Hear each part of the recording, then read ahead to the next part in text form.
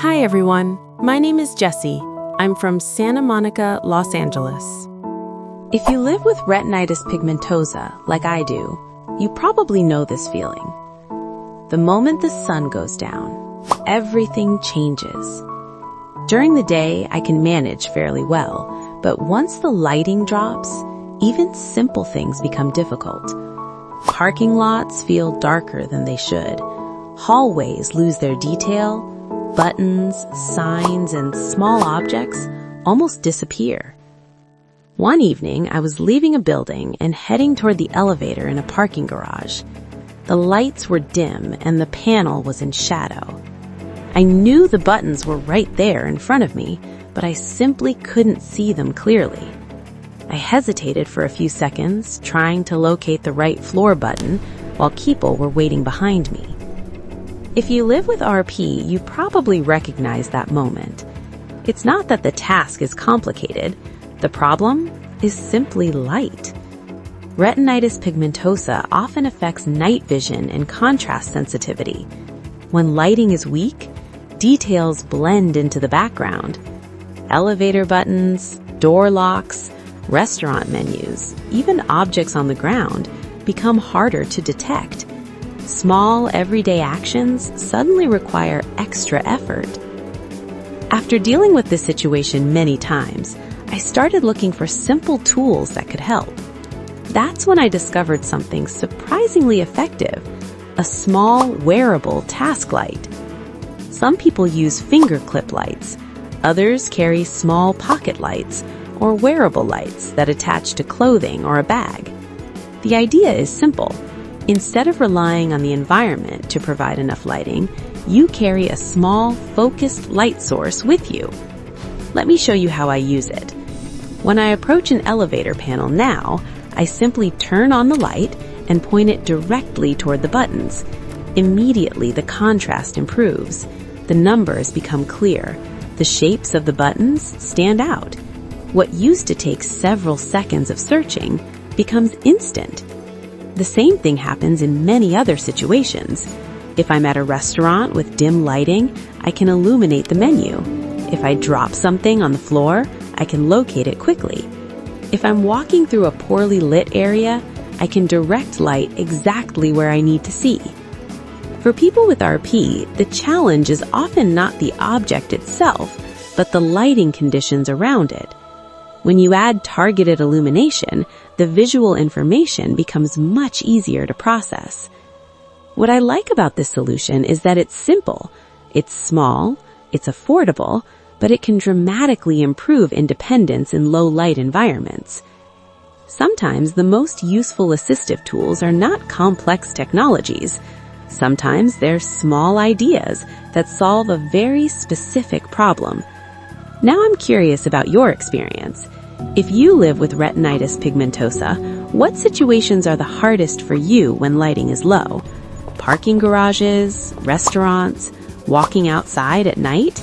And have you ever tried using a small wearable light like this? Share your experience in the comments because your idea or tip might help someone else in the RP community. If you found this video helpful, consider subscribing to RP Beyond Limits. On this channel, we explore practical technologies and everyday tools that help people with RP stay independent and navigate daily life with more confidence. Thanks for watching, and I'll see you in the next video. Hi, I'm Olivia. I'm from Miami, Florida. And if you live with retinitis pigmentosa like I do, well, you probably know that one of the most frustrating parts of RP isn't always what you can't see far away. It's what suddenly appears right in front of you. During the day, I can usually manage, but at night or in crowded areas, unexpected obstacles become a real challenge. A few months ago, I was walking down a city sidewalk in the evening. Everything seemed normal until I suddenly bumped into a scooter that had been left on the walkway. I simply didn't detect it in time. Situations like this happen often with RP. Poles, scooters, trash cans, low signs, or even branches. They can all appear in your path without warning. Because Because retinitis pigmentosa narrows your peripheral vision and reduces visibility in low light, objects that others easily notice can fall completely outside our field of vision. For me, the hardest part isn't walking itself, it's the uncertainty of what might be in front of me that I cannot see yet. That's when I started exploring technologies designed to detect obstacles before we reach them. One solution I found incredibly interesting was a small, wearable obstacle detection sensor. These devices can be clipped onto clothing, attached to a belt, or even worn as a bracelet. They use ultrasonic or sonar technology to scan the space in front of you. When something enters the detection range, the device alerts you. Some models vibrate, others produce a sound. The alert intensity often increases as you get closer to the object. Let me explain how it works in practice. Imagine walking along a sidewalk at night. As you move forward, the sensor is continuously scanning the environment. If a pole or an object is detected, the device vibrates gently. That vibration tells you something is there. As you approach closer, the vibration becomes stronger or faster. That gives you the time to adjust your direction and avoid the obstacle safely. What I really like about this technology is that it doesn't replace your mobility skills. Instead, it adds another layer of information. It acts almost like an early warning system for obstacles that might fall outside your remaining visual field. For people with RP, that extra awareness can significantly improve safety and confidence. The goal isn't perfection. The goal is reducing surprises, and that alone can make walking feel so much more comfortable. Now, I'd love to hear from you. If you live with RP, have you ever experienced bumping into unexpected obstacles like scooters, poles, or signs? What strategies do you use to avoid them? And would you consider using a wearable obstacle detection sensor like this one? Share your thoughts in the comments below. Your insights could help someone else in our community find a new solution. If you enjoy learning about practical technologies like this, please subscribe to RP Beyond Limits. We explore real tools that help people with RP stay independent and navigate the world with more confidence. Thanks for watching, and I'll see you in the next video. Hi everyone, my name is Daniel Carter and I live in Portland, Oregon. If you live with retinitis pigmentosa like I do, you know how difficult small screens can become over time.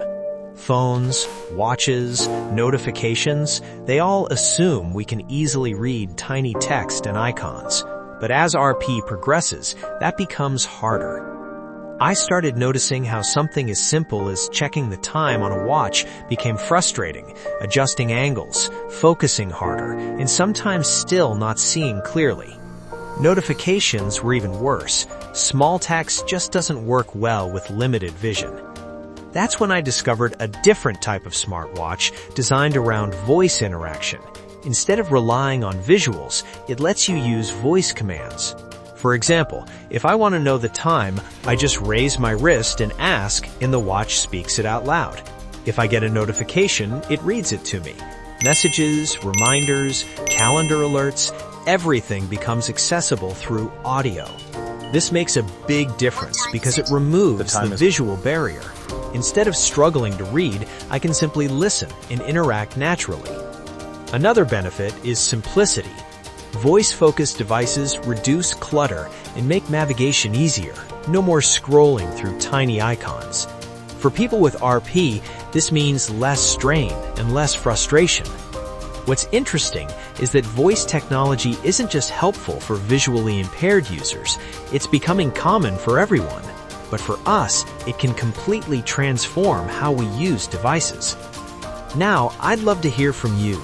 Do you find small screens difficult to read? Do you use voice assistants on your devices? And would a voice-controlled smartwatch make your daily routine easier? Share your thoughts in the comments. Your experience could help someone else.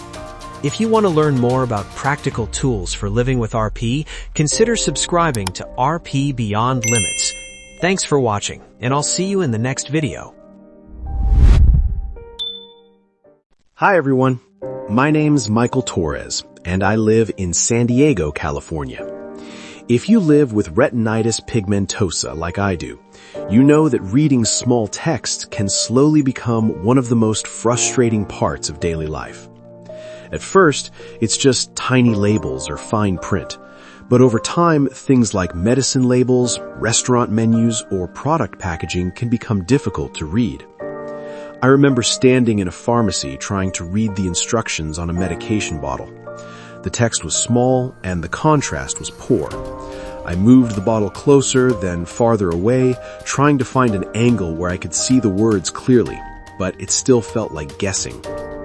Situations like this happen often with RP because the condition affects contrast sensitivity and sometimes central clarity as well. Even when text is technically visible, the details may not be sharp enough to read comfortably. That's when I started exploring digital magnifier tools. One device that made a big difference for me is a digital magnifier. Some versions are handheld devices. Others are built into smart eyewear or specialized glasses. The idea is simple but powerful. The device captures the text using a small camera and displays it magnified with improved contrast. Let me explain how this works in practice. When I want to read something like a medicine label or a menu, I simply point the magnifier at the text. The device zooms in on the words and displays them much larger on the screen. Many devices also allow you to adjust contrast modes. For example, you can switch to high contrast, white text on a black background, or other color combinations that make reading easier. Suddenly, text that was impossible to read becomes clear and comfortable. This kind of technology is particularly useful for everyday situations. Reading product labels, identifying indoor signs, checking instructions on packaging, even reviewing documents or printed materials. Instead of struggling with tiny details, the magnifier brings the text to a size that matches your visual capability. What I appreciate about digital magnifiers is the independence they provide. You don't always have to ask someone else to read something for you. You can simply activate the device and read it yourself. For many people with RP, that small moment of independence can make a big difference. Technology like this turns everyday barriers into manageable tasks. Now, I'd love to hear about your experience. If you live with RP, what types of text are the hardest for you to read? Medicine labels, restaurant menus, product packaging? And have you ever used a digital magnifier or magnifying glasses to help with reading? Share your experience in the comments because your insights might help someone else in the community discover a useful solution. If you want to explore more technologies that improve daily life with RP, consider subscribing to RP Beyond Limits. On this channel, we explore practical tools that help people with RP stay independent and confident in everyday situations. Thanks for watching, and I'll see you in the next video. I lost sight of my son in a crowded mall. For a parent with RP, that's every parent's nightmare. Hi everyone. Hello, I'm Sophia from Seattle, Washington. If you live with retinitis pigmentosa like I do, you know that crowded places can sometimes feel stressful, especially when you're responsible for keeping an eye on your child. I remember walking through a shopping mall with my son one evening. The place was busy, people were moving in every direction, and the lighting wasn't very bright.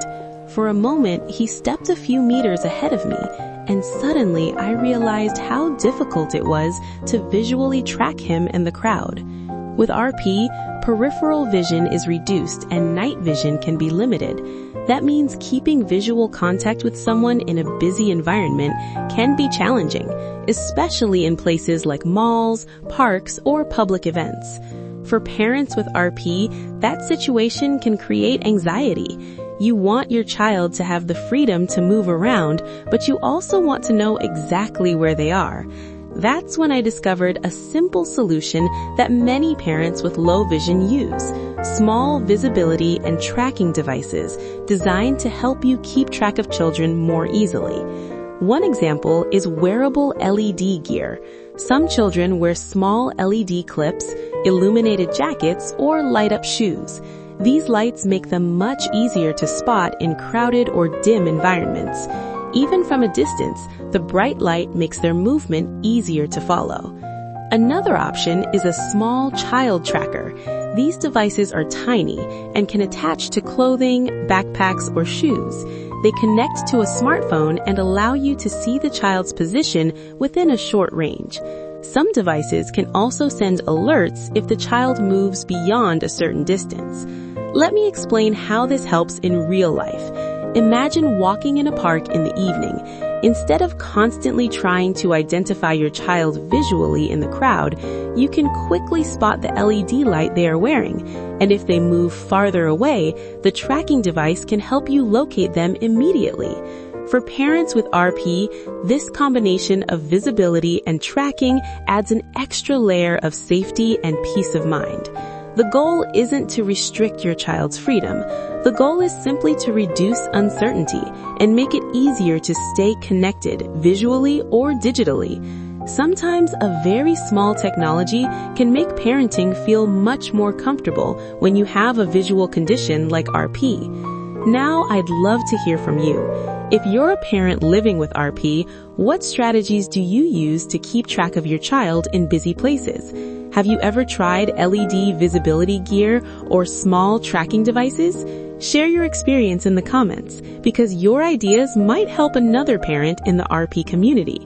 And if you enjoy discovering practical tools that help people with RP navigate daily life more confidently, consider subscribing to RP Beyond Limits. On this channel, we explore technologies and creative solutions designed to improve independence and safety for people living with RP. Thanks for watching, and I'll see you in the next video. Hi, I'm Emily Johnson from Austin, Texas.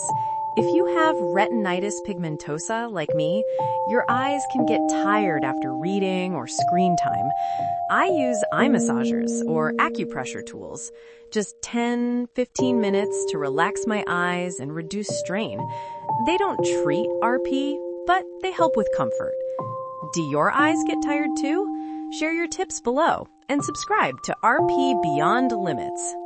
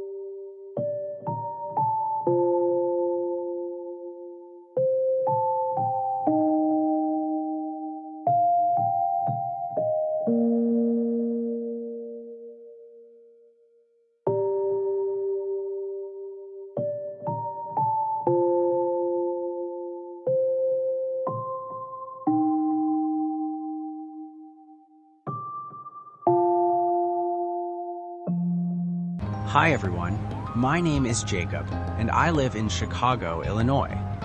If you live with retinitis pigmentosa like I do, you know that many everyday situations depend on visual details.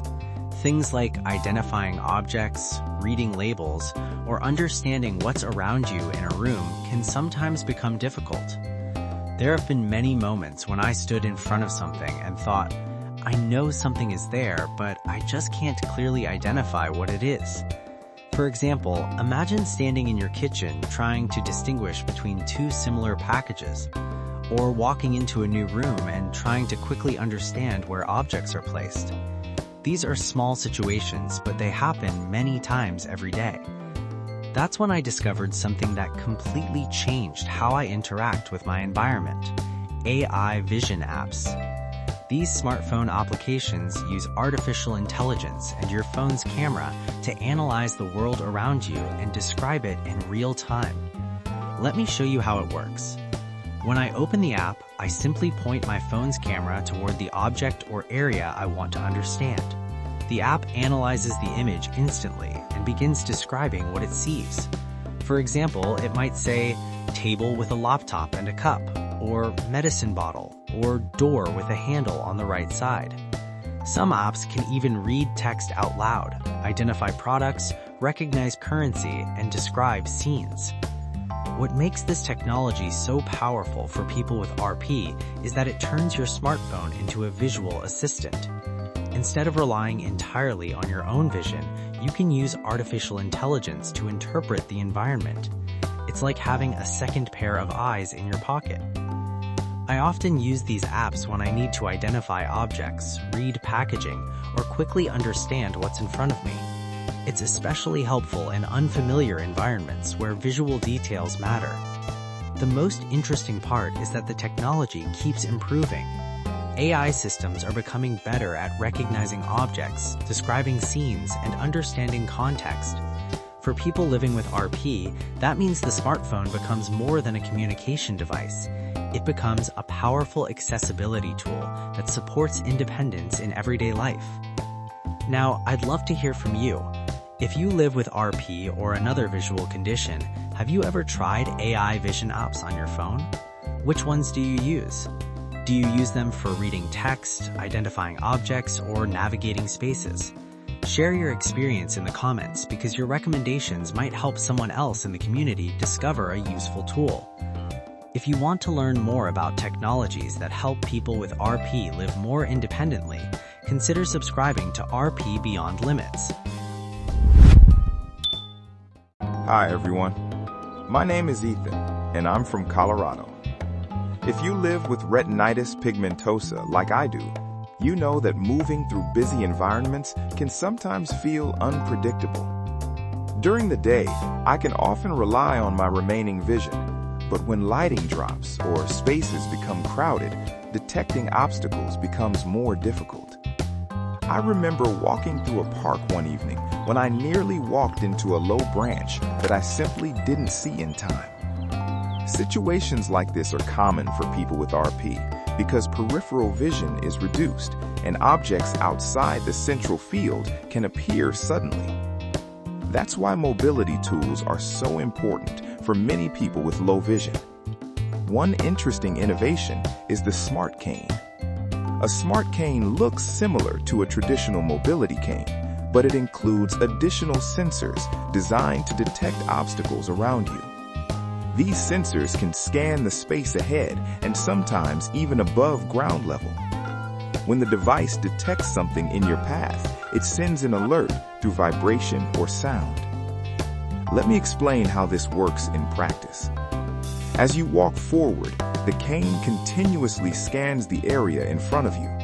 If it detects an object, such as a pole, wall, or low obstacle, the cane vibrates gently.